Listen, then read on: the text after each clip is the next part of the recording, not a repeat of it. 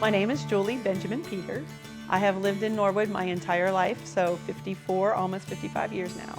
I am the third generation, my kids are the fourth.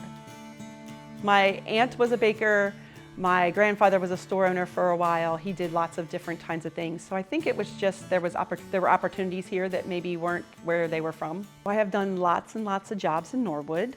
I have owned businesses. I've worked at Indian Mound Cafe.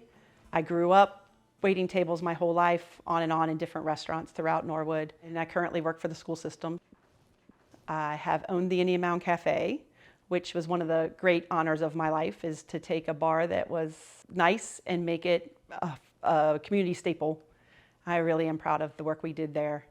When we started that, it had gotten to a point where it was a little run down, not through any fault of anybody's, but just the nature of the business.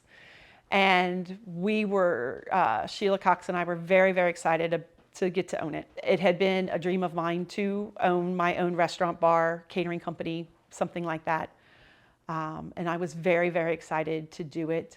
It was really hard work. I try to be very active in the Norwood community. I am currently serving on the Chamber of Commerce. I have worked previously with Norwood Promise, which we tried to get off the ground and was unfortunate we didn't get that to going, but found other opportunities throughout doing that. I'm very active with the schools as far as helping with boosters and advantage of that. I help out time to time in some of the community events with Off Pike Market or the Fall Festival, or we do a lot of things with the rec.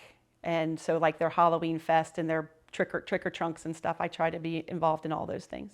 I have always had a problem-ish with transient people, people that don't buy in. Even if you're here for a short amount of time, it is amazing if you actually buy into the community you are. If you get involved in the schools, if you get involved in Norwood Together, if you go to a business owner and say, can I have a fundraiser for an event that you're passionate about? You get out of a community what you put into the community, and people who don't live here and have a stake here bother me, because I think you should always be involved. It used to be a factory town.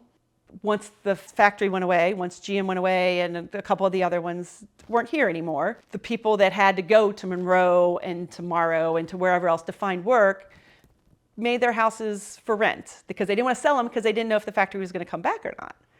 I think that we have changed for the better as well, because we still have very diversified groups of people who live here. If those people want to be part of the community, they need to be part of the community.